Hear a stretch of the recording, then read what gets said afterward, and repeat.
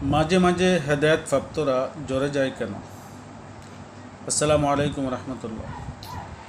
নাহমাদু ওয়া নুসাল্লি আলা রাসূলিহিল কারীম, আম্মা বা'দ। আল্লাহুম্মা সাল্লি ওয়া সাল্লিম আলা নবিয়্যিল উম্মি ওয়া আলিহি ওয়া সাহবিহি। সম্মানিত বন্ধুগণ, যাহারা এই মুহূর্তে দেশ ও বিদেশ থেকে আমার এই ভিডিওটুকুন দেখছেন, সকলকে ধন্যবাদ, মোবারকবাদ জানিয়ে আজকে আপনাদের মাঝে আমি খুবই ইম্পর্ট্যান্ট গুরুত্বপূর্ণ কিছু কথা নিয়ে আসলাম।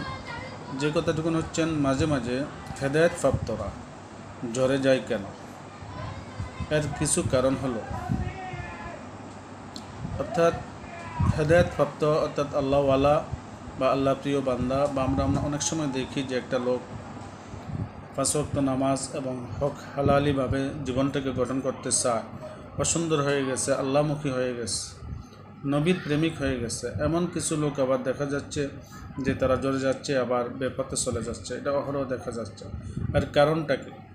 এর কারণটা নিয়ে আমি আজকে পর্যালোচনা করছি যে কেন হেদায়েত প্রাপ্তরা আস্তে আস্তে করে জ্বরে যায়। 1 নম্বরে,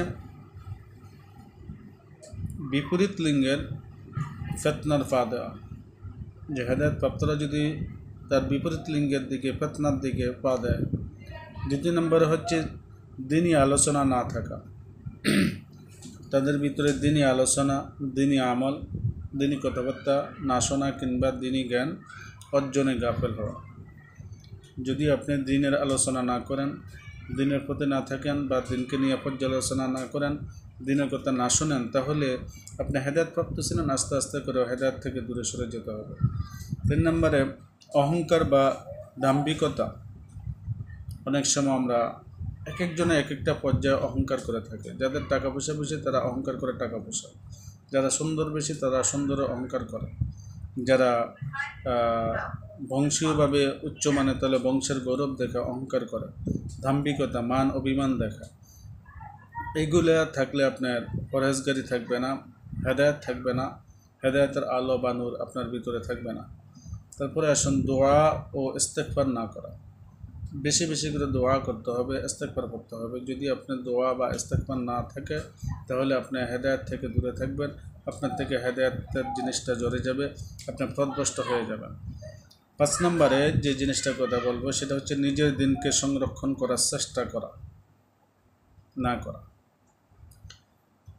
নিজের দিনকে সংরক্ষণ করার চেষ্টা না করা, অর্থাৎ দিনের উপরে আসি এটা আপনি সংরক্ষণ করতে হবে। যদি এই জিনিসটাকে সংরক্ষণ না করি, তাহলে কিন্তু আমরা হেদায়েত থেকে দূরে থাকবো। হেদায়েত যতটুকু থাকে ততটুকু আবার চলে যাবে। তো বন্ধুগণ, বুঝতে পারছেন যে আসলে হেদায়েত প্রাপ্তরা জ্বরে যায় কেন। অনেক তলেবুল আলেম, অনেক মাদ্রাসার ছাত্র বা অনেক আলেম হয়ে গেছে, তারা আবার দেখা গেছে বেপথে চলে যায়। এর কারণ একটাই, যে কথাগুলো বললাম, বিপরীত লিঙ্গের ফিতনা, দিনী আলোচনা শোনা বা আমল করা, বা অহংকার, দাম্ভিকতা, দোয়া ও ইস্তেগফার না করা, এবং সর্বশেষ নিজের দিনকে, আমি যে দিনের উপরে আছি এটাকে সংরক্ষণ করার চেষ্টা না করা। আল্লাহ তাআলা আমাদের সকলকে সহি বুঝদান করে। আমিন।